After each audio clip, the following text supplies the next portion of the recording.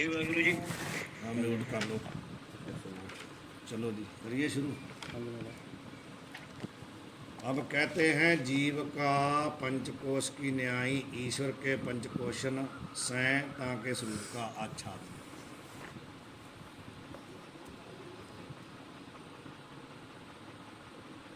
ज्ञान से भिन्न जो जड़ वस्तु घटाधिक हैं सो अनित्य है। समझ के ज्ञान से भिन्न जितनी वस्तुएं हैं, ज्ञान भाव आत्मा या परमात्मा चेतन, चेतन से भिन्न जितनी वस्तुएं हैं ना, घटपट आदि सब क्या हैं? अनित्य। तो ऐसे आत्मा भी ज्ञान स्वरूप नहीं होवे तो घट आदि की न्याय जड़ होने ते अनित्य होवेगा। जैसे घट आदि अनित्य है ज्ञान से भिन्न, तो पीछे कह गया था ना ज्ञान आत्मा का गुण है, ज्ञान स्वरूप नहीं आत्मा। ठीक है। तो कहते यदि आत्मा भी ज्ञान से भिन्न है तो घटपाद की न्याय वो भी क्या है? अनित्य होवेगा, जड़ हो जाएगा ना। फिर वो जो आत्मा अनित्य होवे तो मोक्ष के अर्थ साधन निष्फल होवेगा। यदि आत्मा जो है वो क्या होएगा? अनित्य हो जाएगा, तो जो आत्मा की प्राप्ति के लिए साधन बताए गए हैं वो भी सब निष्फल हो जाएंगे। इस रीति से वेदांत वाक्यन में विश्वासहीन अनेक बहिर्मुख पंचकोशन में ही किसी पदार्थ को आत्मा माने हैं। जो वेदांत वाक्यों में विश्वास नहीं ना रखते, ऐसे जो अनेक बहिर्मुख हैं वो कहते 5 कोशों में ही किसी एक को आत्मा मान के उसी में उलझ जाते हैं। या अन्नमय कोश में, जैसे पीछे बता के नहीं आए, कोई अन्नमय कोश को ही आत्मा मानता है, कोई प्राणमय कोश को मानता है, कोई मनोमय कोश को मानता है, कोई विज्ञानमय, कोई आनंदमय, कहते वहीं अटक जाते हैं और मुख्य आत्मस्वरूप साक्षी को नहीं जाने हैं, नहीं समझ पाते। जाते अन्नमय आदक आत्मा के आच्छादक होने तक कोश कहिए हैं। यही तो आत्मा को ढकते हैं ना कोश। हाँ जी। आत्मा को ढकने से ही, कोश का मतलब होता है जो ढक लेता है, तो ये आत्मा को ढकते हैं इसलिए इनको कोश कहते हैं। जैसे जीव के पंचकोश जीव के यथार्थ स्वरूप साक्षी को आच्छादन करे हैं, तैसे ईश्वर के समष्टि पंचकोश ईश्वर के यथार्थ स्वरूप को आच्छादन करे हैं। जिस प्रकार जीव के पंचकोश उसके यथार्थ स्वरूप को ढक लेते हैं ना, उसी प्रकार कहते हैं ईश्वर के क्या हैं? जो समष्टि पंचकोश हैं। समष्टि व्यष्टि नहीं, एक समष्टि एक व्यष्टि। व्यष्टि भाव अकेला अकेला, समष्टि इकट्ठा। जैसे बताया था भी सभी जितने शरीर हैं ना ब्रह्मांड में, सभी शरीर इकट्ठे होकर के, सभी स्थूल शरीर इकट्ठे करो तो शरीर ईश्वर का क्या है? स्थूल शरीर बनता है। पूरे ब्रह्मांड को मिला करके ईश्वर का स्थूल शरीर है। पूरा ब्रह्मांड ही ईश्वर का क्या है? स्थूल शरीर। समझ गए? इसलिए कह दी रहा जो ब्रह्मंडे सोई पिंडे, व्यष्टि है पिंड, समष्टि है ब्रह्मांड। समझ आई? जो व्यष्टि में समझ जाएगा ब्रह्मांड को समझ ही जाएगा। व्यष्टि शरीर मिला के ही तो ब्रह्मांड ईश्वर का एक स्थूल शरीर है। सभी शरीर सूक्ष्म शरीर मिला करके ईश्वर का क्या है? सूक्ष्म शरीर है। सभी स्थूल शरीर मिला करके ईश्वर का स्थूल शरीर है। सबके प्राण मिला करके ईश्वर का प्राण है। सबकी बुद्धि मिला करके ईश्वर की क्या? बुद्धि है। समझ आई ना? इसको विराट बोल देते हैं, विराट स्वरूप। भगवान ने अर्जुन को दिखाया था कि नहीं? क्या दिखाया था? विराट स्वरूप। यही दिखाया था भी जितने तू देख रहा है ना, भी ये मेरे चाचा ताया मामा हैं, सब मैं ही हूँ और कोई नहीं है। ये सब मेरा ब्रह्मांड मेरा स्थूल शरीर है। वही दिखाया था उसको ना, सभी उसी में दिखा दिए। जिसने जितने खड़े थे ना युद्ध में, सब उसी में दिखा दिए अपने शरीर में भी सब मैं ही हूँ। ना कोई मरता है ना कोई मारता, तेरे समेत सब मैं ही हूँ और कोई नहीं है। विराट स्वरूप ईश्वर का है ना, अपना विराट स्वरूप उसको दिखाया था। वही बोल रहे हैं भी ईश्वर का यथार्थ स्वरूप तो तत्पद का लक्ष्य है। ताकू त्याग के कोई तो माया रूप आनंदमय कोश वशिष्ठ जो अंतर्यामी तत्पद का वाच्य ताकू ही परम तत्व कहे हैं। ईश्वर का यथार्थ स्वरूप क्या है? तत्पद का जो लक्ष्य अर्थ है वो ही ईश्वर का यथार्थ स्वरूप है, परंतु यथार्थ स्वरूप को तो नहीं लोग समझ पाते, लक्ष्य अर्थ को तो नहीं जान पाते। क्या होता है? माया रूप आनंदमय कोश वशिष्ठ जो अंतर्जामी, वो क्या है? तत्पद का वाच्य अर्थ है, उसी को ही ईश्वर मान लेते हैं, उसी को ही परम तत्व मानते हैं। वाच्य अर्थ को, वाच्य अर्थ की एकता हो नहीं सकती, कभी भी नहीं हो सकती। लक्ष्य अर्थ की ही एकता होती है। दो तरह के अर्थ हैं, तत् के भी दो अर्थ, त्वम के भी दो अर्थ, आगे आएगा वो। तत्पद के दो अर्थ हैं, त्वम पद के दो अर्थ हैं। तत् और त्वम का एकता कब होती है? लक्ष्य अर्थ को लेकर के, वाच्य अर्थ को लेकर के नहीं। वाच्य अर्थ क्या मतलब? वही तो बता रहे हैं, आगे आएगा तो ज़्यादा खुलेगा। मतलब होता है कि वाच्य अर्थ क्या है? तत् का अंतर्जामी, सर्वज्ञ, सबको जानने वाला, जिसके साथ उपाधि लगी हुई है, वो क्या है? वाच्य अर्थ। वाच्य अर्थ। और उपाधि को छोड़ के जो अस्थि भाति प्रिय है, वो है लक्ष्य अर्थ। ठीक। वो त्वम का भी वही है और तत् का भी वही है। और त्वम का वाच्य अर्थ क्या है? अल्पज्ञ है, अल्प शक्तिमान है, पुण्य पापी है, फल भोगने वाला है, ये सब क्या है? त्वम का वाच्य अर्थ। और फल को देने वाला, अंतर्जामी, सर्वज्ञ, वो है तत् का वाच्य अर्थ। इनकी तो एकता हो नहीं सकती ना। अल्पज्ञ और सर्वज्ञ, फल भोगने वाला, फल देने वाला, इसकी एकता नहीं हो सकती। जो लक्ष्य अर्थ है ना, वो क्या है? अस्थि भाति प्रिय है, दोनों को उसकी एकता होती है। तो लोग कहते हैं वाच्य अर्थ को ही परम तत्व मान के बैठ गए हैं, जिनको नहीं मालूम। तो अन्नमय कोश वशिष्ठ को ही परम तत्व मानते हैं। तैसे हिरण्यगर्भ, वैश्वानर, विष्णु, ब्रह्मा, शिव, गणेश, देवी और सूर्य आदि लेके 80 पुदाल, पीपल, अर्क, वंश पर्यंत पदार्थन में परमात्म भ्रांति करे हैं। समझ गए? जिनको नहीं मालूम, वो इन्हीं को सबको परमात्मा मान के पूजा करते हैं, जिनको नहीं मालूम। ठीक है। लेकिन मालूम तो उसी को होता है जो ज्ञान अवस्था में चला जाएगा। जब तक कर्म अवस्था में, तब तक इनको ही परमात्मा मानना ही पड़ेगा। जब तक कर्म अवस्था में है, उपासना में है, इन्हीं को ही परमात्मा मान के पूजा करनी ही पड़ेगी, क्योंकि आगे गति नहीं ना है। जब गति हो गई तब फिर ये सब छूटेगा। जो पहले ही खंडन करना शुरू कर देता है, खुद कर्म में फंसा हुआ हो, कहेगा ये सब कुछ नहीं है, ये तो सब ऐसे ही है, तो कोई फायदा नहीं है। या तो खुद ज्ञान अवस्था में पहुंच गया हो, जो खुद ही कर्म में फंसा हुआ है, उसका कोई इष्ट है, उसका भी कोई ना कोई, लेकिन दूसरे इष्ट की निंदा करता है, उसका तो कोई फायदा नहीं है। या तो वो भी उससे ऊपर चला गया हो ना, उसको उसका कोई इष्ट नहीं है, आप वो खुद स्वयं है, सब जगह वो आप विराजमान है, उसकी बात अलग है। जो अपने इष्ट को तो ऊंचा कहता है, दूसरे की निंदा करता है, उसका कोई फायदा नहीं है। तुम भी तो किसी को मान ही रहे हो ना, तुम भी तो किसी की पूजा कर ही रहे हो ना। तो दूसरा जो कर रहा था वही उसको परमात्मा मान के कर रहा है, आप भी अपने इष्ट को परमात्मा मान के कर रहे हो। या तो आपका उपास्य भाव खत्म हो जाए, फिर तो आप दूसरे को कहते अच्छे लगते हो। जब आप भी किसी के उपासक हो, तो वही तो किसी का उपासक है। आपका भी उपास्य देव जो परमात्मा है, उसका भी उपास्य देव परमात्मा है। तब तक निंदा करनी नहीं बनती। जब इससे ऊपर उठ जाए, उपासक बुद्धि खत्म हो जाए, अपने आप में टिक जाए, तो फिर तो खंडन करना बनता ही है।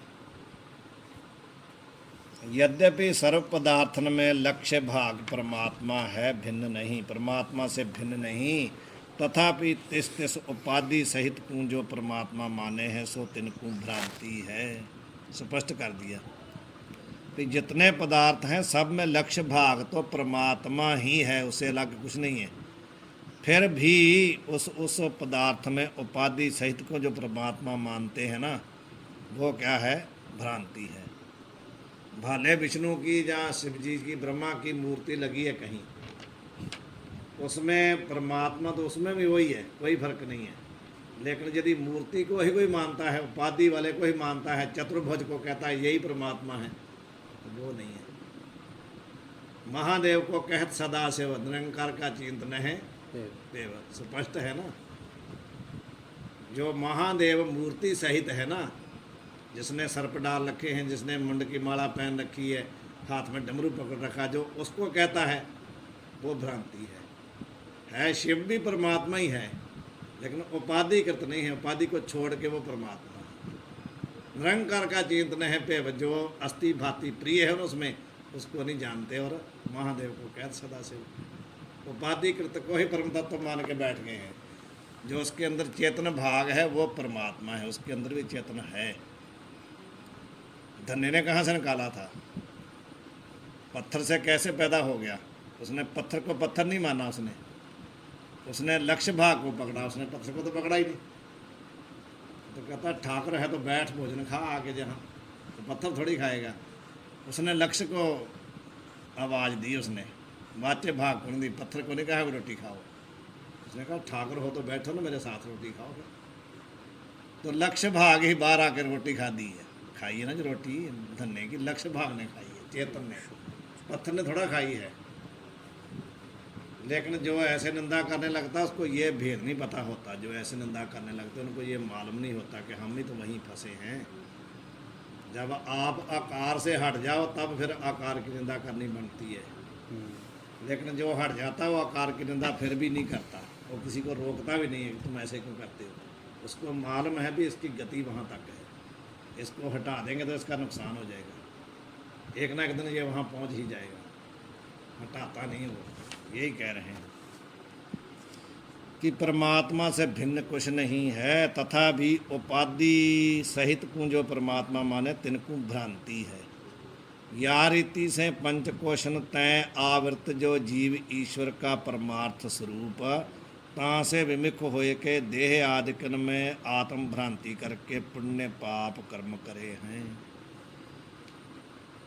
जब ऐसा है ना, उपाधिकृत में ही आस्था है तो तभी पुण्य पाप कर्म होते हैं, नहीं तो होते नहीं। जब उपाधि भेद छूट जाए तो फिर ना पुण्य करेगा ना पाप ही करेगा, कर्म करेगा ही नहीं, होगा ही नहीं उससे। किसी को आश्रित करके तो कर्म होता है ना, पाप कर्म होगा तब भी उपाधिकृत के साथ ही होगा, तो पुण्य होगा तब भी उपाधिकृत के साथ ही होगा। कहते हैं पंचकोशन से आवृत भाव ढका हुआ है, ईश्वर का स्वरूप अथवा जीव का स्वरूप। पांच कोश तो समझ गए, आ गए ना। ईश्वर का कैसे ढका है? मानो ब्रह्मा विष्णु महेश सामने है कि नहीं, स्वरूप कैसे ढका है वो? मैं ही पूछ लूँ आपसे भी कैसे ढका है? ब्रह्मा में ईश्वर है, विष्णु में ईश्वर है, शिव भी ईश्वर है, तो उनका शरीर कैसे ढका हुआ उनका स्वरूप? उपाधि। किस उपाधि से? किसी विद्यार्थी ने आपको पूछ लिया कि महाराज गुरुजी उस्ताद जी मेरे को समझाइए कि विष्णु की मूर्ति है या शिव की शिवलिंग है यहाँ, तो इसको मैं ईश्वर मानता हूँ, आप कहते हैं कि ये तो आच्छादित है, ढका हुआ है उपाधि से। कौन सी उपाधि है? कैसे खोलोगे, कैसे बताओगे? बताना तो पड़ेगा ना। जब कोई प्रश्न करेगा विद्यार्थी तो उसको शंका है कि मैं तो इसको ईश्वर मानता हूँ, आप कहते हैं भी ईश्वर का यथार्थ स्वरूप आपको नहीं मालूम। ईश्वर का स्वरूप भी पांच कोशों से ढका हुआ है, तो यहाँ कौन से पांच कोश हैं, किससे ढका मेरे को बताइए, तो कैसे आप स्पष्ट करेंगे?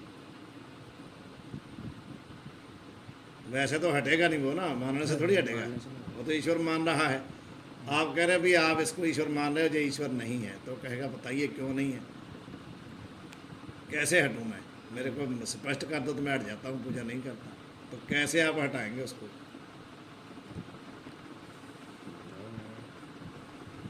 लगाएंगे कैसे? चलो मान लिया हटाएगी, बात छोड़ो। आपने कहा भी किसी गुरु ग्रंथ साहब महाराज के बिना और किसी को मानना नहीं है, आपके गुरु क्या हैं? गुरु ग्रंथ साहब। वो कहेगा कैसे? तो फिर कैसे बताओगे? चलो हटाने की बात छोड़ो, जोड़ने की देख लो। आपने कहा किसी को नहीं मानना गुरु ग्रंथ साहब के बिना, गुरु ग्रंथ साहब ही सबके गुरु हैं। तो जब मेरे वर्ग का कोई विद्यार्थी कहते कि हमारे कैसे हैं बताइए, फ़र्क क्या है? मैं शिवलिंग को मानता हूँ, मैं विष्णु को मानता हूँ, आप कहते हैं गुरु ग्रंथ साहब को मानो, तो फ़र्क क्या है बताइए मेरे को? उनको मैं कैसे छोड़ लूँ, इनको कैसे मानूँ? फ़र्क क्या है बताइए? तो फिर कैसे बताओगे? होना चाहिए ना हमारे अंदर, ऐसी क्षमता होनी चाहिए ना भी यदि हम किसी को बात कहते हैं तो उसको निरुत्तर तो करना ही पड़ेगा ना, उसकी शंका का समाधान तो करना ही पड़ेगा। आजकल ऐसा ही हो रहा है, केवल कहा जा रहा है कि उसको छोड़ के इसको मानो, तो कहते हैं इसको क्या माने, इसमें क्या है बताइए? उसका तो कोई उत्तर देता नहीं है। यही सब कहते हैं ना, अभी किसी को नहीं मानना, इन्हीं को मानो। तो यदि कोई प्रश्न करे कि इन्हीं को क्यों माने, उनको क्यों ना माने, तो फिर क्या है? तो बताओ उनको क्यों मानना है, तभी तो कोई हट के लगेगा। ऐसे तो लगेगा नहीं, कहने से कोई नहीं होगा ना। वो कहेगा ठीक है आपका स्टे, ये हमारा स्टे है, फर्क क्या हुआ? यदि कोई फर्क है तो बताओ हमारे को, तो फर्क तो उसको बताना ही पड़ेगा। चिंतन करो आप कैसे होगा, ये इन्होंने स्पष्ट कर दिया भाई। जैसे इस जीव का स्वरूप 5 कोषों से आच्छादन है, उसी प्रकार ईश्वर का स्वरूप 5 कोषों से आच्छादित है, ढका हुआ है। उसी को ही लोग परम तत्व मानते हैं। ये हमने देखना भी कैसे ढका हुआ है, कौन से कोष हैं, कोष भी बताए हैं। आगे पढ़ो और फिर देखना, आगे पढ़ो। अंतर्यामी से आदि लेके वंश पर्यंत को ईश्वर रूप मान के आराधन करके सुख चाहे हैं। पीछे बताए हैं ना, पहले तो शिव गणेश आदि बताए, उसके बाद कहा कि असी कुदाल पीपल अर्क वंश पर्यंत, ये क्या है? वृक्ष हैं सब, इनके द्वारा ऊपर वालों को पूजते हैं, समझ गए? इनकी पत्तियां उनको चढ़ाते हैं। उन्होंने जो देवता हैं वो भी बताए हैं, जिनके द्वारा उनको पूजते हैं वो भी बताए हैं। ये यहाँ बता रहे कि अंतर्जामी से लेकर के वंश पर्यंत, वंश होता है वृक्षों के, वृक्ष जो होते हैं, वंश पर्यंत ईश्वर रूप मान के आराधन करके सुख चाहे हैं। चाहते हैं लोग भी इन्हीं से सुख मिल जाए। जैसी उपाधि का आराधन करे हैं ताके अनुसार ही तनको फल होवे हैं। महामाई की पूजा करे, नर से नार होए होता है, समझ गए? जैसी कहते हो उपाधि को पूजा करोगे वैसा ही फल मिलेगा। महामाई की पूजा करे तो क्या बनेगा? नर से नार होए उतरे, स्त्री पुरुष से स्त्री बन के आ जाएगा। पूजा उसकी की है ना, तो फल तो वैसा मिलेगा जैसी उपाधि है। काहे ते कारण सूक्ष्म स्थूल प्रपंच सारा ईश्वर के 3 शरीरन के अंतर्भूत है। संपूर्ण ब्रह्मांड ईश्वर के इन 3 शरीरों में है। कारण सूक्ष्म स्थूल यही प्रपंच है ना सारा, ये किसके कहाँ है? ईश्वर के 3 शरीर के अंतर्भूत। जो संपूर्ण संसार के स्थूल शरीर हैं वो ईश्वर के स्थूल शरीर में है। जो सूक्ष्म शरीर हैं पूरे संसार के ब्रह्मांड के, वो ईश्वर के सूक्ष्म शरीर में है। जितने कारण शरीर हैं वो सब ईश्वर के कारण शरीर में हैं। वहाँ से उपासना के अनुसार फल भी सर्व से ही होवे है। उसी प्रकार उपासना का फल भी वैसा ही मिलेगा, क्योंकि ईश्वर के अधीन है जितने हैं शरीर। परंतु ब्रह्म ज्ञान बिना मोक्ष होवे नहीं, मोक्ष नहीं होती। फल तो मिल सकता है, जैसी पूजा करोगे वैसा फल मिल जाएगा, लेकिन मोक्ष कहीं से नहीं होती। जो मोक्ष की इच्छा होवे तो विवेक तय जीव ईश्वर के स्वरूप को पंचकोशन से पृथक करे। यदि किसी को मोक्ष की इच्छा है तो वह क्या करे? विवेक प्राप्त करके जीव और ईश्वर के स्वरूप को अलग अलग करके उसका चिंतन करे कि जीव का स्वरूप क्या है, ईश्वर का स्वरूप क्या है, जीव का लक्ष्य क्या है, ईश्वर का लक्ष्य क्या है, जीव का वाच्य क्या है, ईश्वर का वाच्य क्या है। ये सब अलग अलग करके देखे तब मोक्ष होगा, वैसे मोक्ष नहीं होगा। उपासना करने से मोक्ष नहीं होता। दृष्टांत बताते हैं, जैसे मूंज और इशिका, पीछे बता के आए थे ना मूल में, जैसे मूंज से इशिका निकालते हैं। मूंज का जो अंत वाला होता है ना तना, उसको जैसे खींच के निकालते हैं, छोटा सा पतला सा। जैसे मूंज और इशिका का कहिए तूरी मिली होवे। मूंज नामक तृण विशेष के लंबे पर्णों के मध्य में गुप्त होए के स्थित जो तूल कहिए कपास जो होता है ना, जिसको हम का बोलते हैं, दरिया के किनारे जो होता है, उसको आप जाओगे जैसे आजकल वो पका होगा तो उसके खीर में एक ऐसा छोटा सा निकलता है जैसे रुई होती है, उसको इशिका बोलते हैं। उसको ऐसे खींच के निकाल दिया जाता है। वही कहते हैं मूंज नामक तृण विशेष, घास विशेष। ठीक है, टिप्पणी पढ़ रहा हूँ। टिप्पणी, लंबे पर्णों, उसके लंबे लंबे पत्ते होते हैं, मध्य में गुप्त हुए के स्थित जो तूल कहिए कपास, कपास वर्गा। उस कपार कर बेशत लंबी सलाका जो ईशिका और तूरी कहिए है। उस वो जो कपास वर्गा रुई है ना, उसके अंदर एक लंबी जैसे कोई नाली होती ना, ऐसे होती, उसको बोलते हैं ईशिका। उसको निकाला जाता है। यह वृक्ष वृंदावन गत मुंजाटवी में प्रसिद्ध है। यहाँ नहीं मिलता, कहते हैं वृंदावन में मिलता है। जैसे कहते हैं उस तूल में से, उस कपास में से मुंजी का निकाल लेते हैं ना, ऐसे विवेक से जीव ईश्वर के स्वरूप को जान के वो क्या करे, विवेक तय जीव ईश्वर के स्वरूप को पंचकोशन से पृथक करे। जैसे तूल का उसको उसमें से रुई में से तूली निकाल लेते ना, वो एक नली जो होती है घास, ऐसे ही विवेक के द्वारा जीव ईश्वर जो है ना उनके स्वरूप को पंचकोशों से अलग करेगा तो तब मुक्ति होगी। उसके साथ अभेद होना है, पंचकोशों से अलग करना है। 5 कोशों को ही जीव ईश्वर मान के उसी में फंसना नहीं है। 5 कोश अलग हैं, जीव ईश्वर अलग हैं, उन्होंने उनको ढका हुआ है। 5 कोशों से अलग जो स्वरूप है उसके साथ अभेद होना है। 5 कोशों के साथ अभेद होने से मुक्ति नहीं होगी।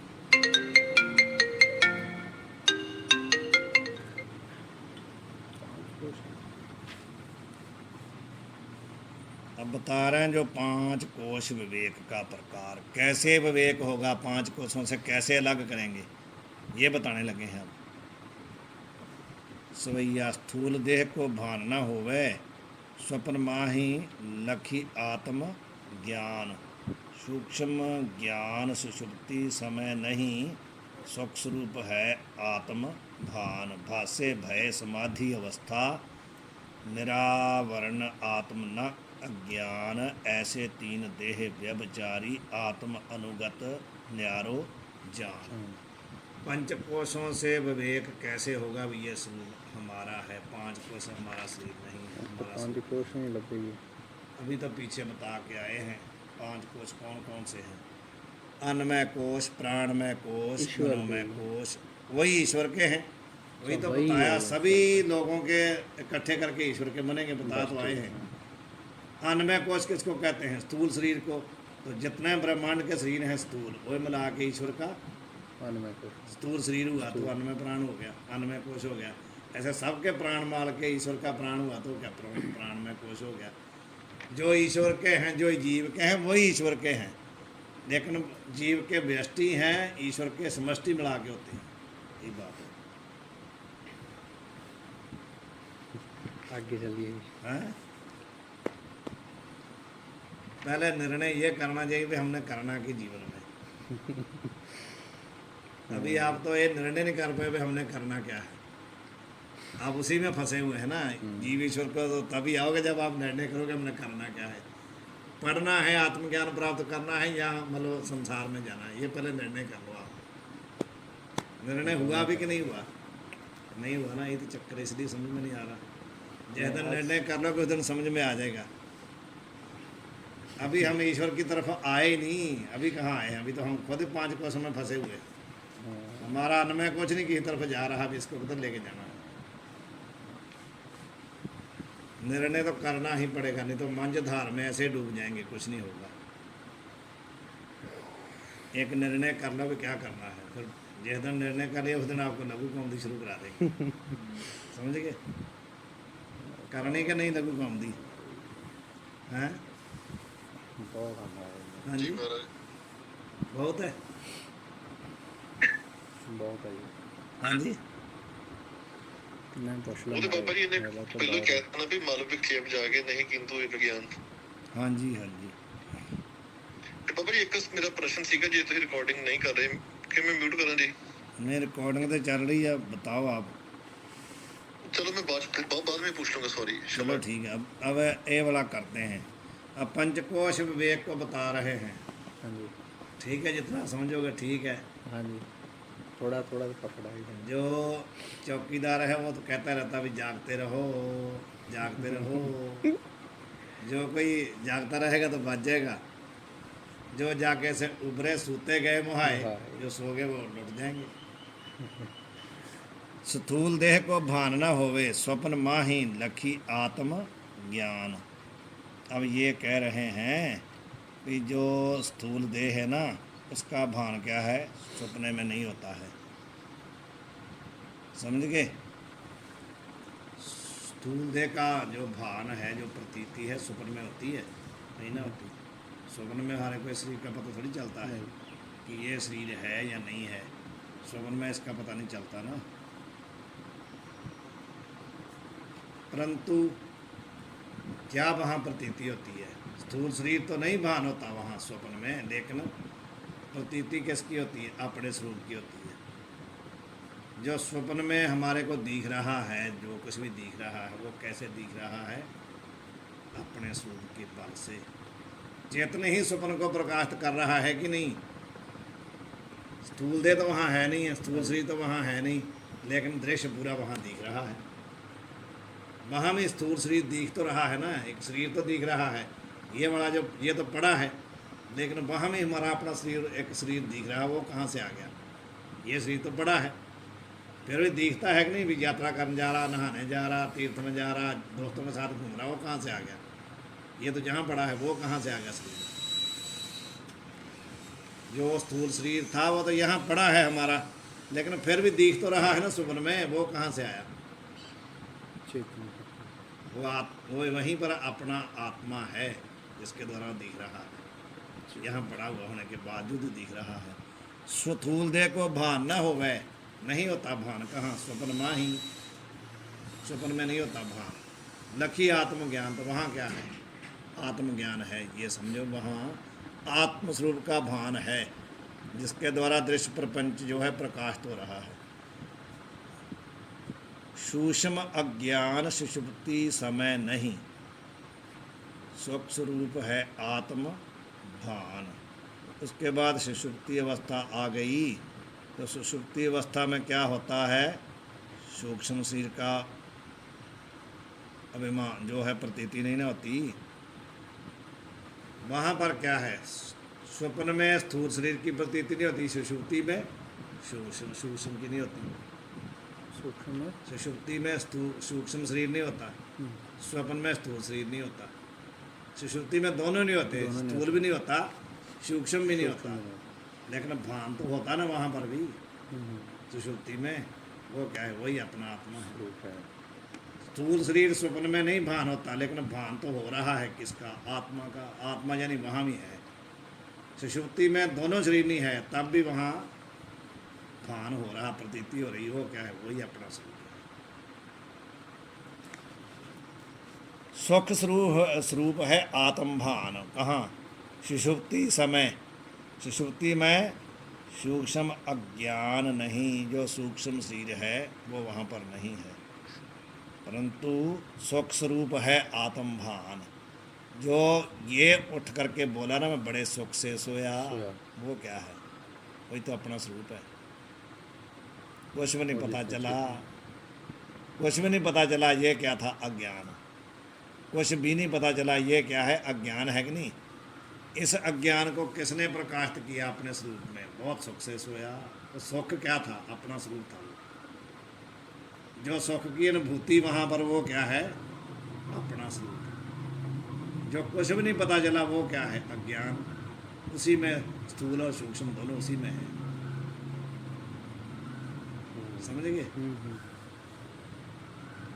भाषे भय समाधि अवस्था निरावरण आत्मना ज्ञान। वही जो पहले मैं आपको बताया ना, सुश्री में ऐसा होता है।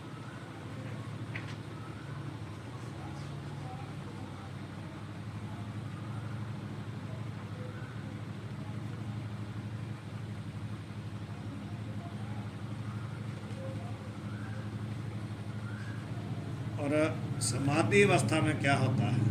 समाधि अवस्था में जो निर्विकल्प समाधि है, वहाँ पर क्या है? निरावरण आत्म। वहाँ पर निरावरण आत्मा, जिसमें कोई उपाधि नहीं है, अज्ञान भी नहीं है। वहाँ पर समाधि अवस्था में कौन सी समाधि? निर्विकल्प, जिसमें कोई विकल्प नहीं। वहाँ पर निरावरण पर्दे से रहित, उपाधि से रहित आत्मा का भान होता है। ना अज्ञान भासै, वहाँ पर अज्ञान में नहीं भासता। सुषुप्ति में तो अज्ञान है, क्रम से समझिए शुरू से। स्वप्न में क्या है, स्थूल शरीर का भान नहीं होता, लेकिन आत्मा का भान होता है।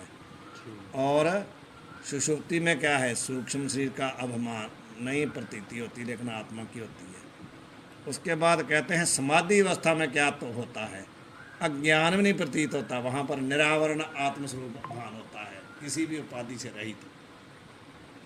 चौथी अवस्था जिसको बोलते हैं तुरीयावस्था। स्थूल सूक्ष्म जो स्वप्नावस्था है उसमें स्थूल शरीर नहीं है, जो सुषुप्ति अवस्था है उसमें सूक्ष्म शरीर नहीं है, जो समाधि अवस्था है उसमें सुषुप्ति में क्या है, स्थूल शरीर तो नहीं है, सूक्ष्म शरीर तो नहीं, पर अज्ञान तो है ना वहाँ पर। सुषुप्ति में अज्ञान तो है ना, सुषुप्ति में अज्ञान तो है ना, वहाँ कुछ नहीं पता चला, ये अज्ञान है कि नहीं। लेकिन समाधि में अज्ञान भी नहीं है, समाधि में भाव चौथी अवस्था में अज्ञान भी नहीं है, केवल निरावरण आत्मज्ञान ही प्रतीत होता है वहाँ पर। ऐसे तीन देह व्यभिचारी, व्यभिचारी होता है अपने आश्रय को छोड़ के दूसरी जगह चले जाना। व्यभिचार, अपना जो आश्रय है उसको छोड़ के दूसरी जगह दूसरे आश्रय के साथ चले जाना, उसको व्यभिचारी कहते हैं। एक दूसरे के साथ ना रहना। स्थूल शरीर जो है सूक्ष्म के साथ नहीं रह रहा, छोड़ गया उसको। छोड़ो, तो जो सूक्ष्म शरीर है वो कारण शरीर के साथ नहीं रह रहा सुषुप्ति में, लेकिन आत्मा तीनों समय है। स्थूल शरीर जब है जागृत तब भी आत्मा है, जब स्वप्न है आत्मा तब भी है, जब सुषुप्ति है तब भी आत्मा है। तो तुरीयावस्था में तो है ही है, लेकिन ये शरीर नहीं है वहाँ पर, एक दूसरे के साथ नहीं है, तो व्यभिचारी हो गए ना। वही कहते हैं ऐसे तीन देह व्यभिचारी आत्म अनुगत, लेकिन आत्मा तीनों में क्या है, अनुगत कहते हैं प्रोया हुआ, जैसे मणियों में धागा होता है। आत्मा अनुगत अनुस्यूत है, तीनों शरीरों के साथ आत्मा है, पर शरीर तीनों एक दूसरे के साथ नहीं रहते। स्थूल के साथ भी आत्मा है, सूक्ष्म जब है तब भी आत्मा है, जब कारण है तब भी आत्मा है, लेकिन ये नहीं रहते। जब स्थूल है तो सूक्ष्म कारण नहीं है, जब सूक्ष्म है तो स्थूल कारण नहीं है, जब कारण है तो स्थूल सूक्ष्म नहीं है, लेकिन आत्मा तीनों अवस्था में है। इसलिए कह रहे हैं न्यारो जान, इसलिए समझो आत्मा शरीरों से अलग अलग है। शरीर एक दूसरे के साथ न रहने ना रहने पर भी आत्मा रहता है, तो न्यारा हुआ कि नहीं। यही 5 कोश विवेक है, पीछे बता दिया था 5 कोश 3 शरीरों में आ जाते हैं कि नहीं। तो तीनों शरीरों के अलग कैसे करना है आत्मा को, ये समझा दिया उन्होंने। यही 5 कोश विवेक था, इस विवेक के द्वारा आप इन शरीरों से अलग अपने आप को अनुभव करो। टीका बता रहे स्वप्न अवस्था माही स्थूल देह का भान होवे नहीं और आत्मा का भान होवे है। तैसे सुषुप्ति अवस्था में सूक्ष्म शरीर का ज्ञान होवे नहीं, ठीक, और सुख स्वरूप आत्मा स्वयं प्रकाश रूप में भान के ये प्रतीत होवे है। सुख का ज्ञान सुषुप्ति में नहीं होवे, सुख का है। तो मैं सुख से सोता भया ऐसी स्मृति जाग के नहीं हुई चाहिए। यदि सुख का भान सुषुप्ति में ना होता हो तो जागने पर स्मृति नहीं होनी चाहिए ना कि मैं सुख से सोया। स्मृति किसकी होती है, जिसका पहले अनुभव किया होता है। यदि सुख का अनुभव सुषुप्ति में किया है तभी तो उठ करके कहता है ना मैं सुख से सोया। इसका मतलब सुख का अनुभव सुषुप्ति में हुआ है। वो सुख कौन है, आत्म सुख है। ऐसी स्मृति जाग के नहीं हुई चाहिए, लेकिन होती है। जाते सुख का ज्ञान सुषुप्ति में होवे है, सो सुख विषय जन्य तो सुषुप्ति में है नहीं। वो सुख जो है कहाँ से आया, सुषुप्ति में कोई इंद्रिय होता तो मान लेते भी विषय जन्य सुख है, इंद्रिय तो वहाँ है नहीं, तो विषय जन्य सुख तो वहाँ मिलेगा नहीं, कोई विषय नहीं तो सुख कहाँ से आएगा। किंतु आत्मा स्वरूप ही है वो सुख। कौन सा है, आत्म स्वरूप ही है, वहाँ पर अपना स्वरूप ही सुख है। सो आत्मा स्वयं प्रकाश है, वो सुख किसी के द्वारा उसको किसी ने दिखाया नहीं, स्वयं प्रकाश है। यहाँ ते सुख स्वरूप आत्मा स्वयं प्रकाश रूप ते सुषुप्ति में भासे है। निधिध्यासन के फल निर्विकल्प समाधि अवस्था में निरावरण कहिए अज्ञानकृत आवरण रहित आत्मा भासे है। निधिध्यासन में जब हम निधिध्यासन करते हैं समाधि अवस्था में जाते हैं तो वहाँ पर जो प्रतीति होती है वो अज्ञानकृत आवरण रहित होती है, उपाधि रहित आत्मा की वहाँ प्रतीति होती है। और ना अज्ञान कहिए कारण शरीर अज्ञान नहीं भासे हैं। वहाँ पर समाधि अवस्था में ना अज्ञान भाष्य का अर्थ है कि कारण शरीर रूपी अज्ञान वहाँ नहीं भासता है। ऐसे तीन देह व्यभिचारी हैं, एक अवस्था को छोड़ के दूसरी अवस्था में भासे नहीं। व्यभिचारी का मतलब ये हुआ ना, जागृत में सूक्ष्म और कारण नहीं भासते और स्वप्न में कारण और स्थूल नहीं भासते, सुषुप्ति में सूक्ष्म और स्थूल नहीं भासते। आत्मा अनुगत है, सर्व अवस्था में भाष्य जहाँ ते व्यापक है। शरीर हो गए व्यभिचारी, आत्मा हुआ व्यापक। याव वेखते तीन शरीर में आत्मा को न्यारो जान। वाहिगुरु जी का खालसा, वाहिगुरु जी की फतेह।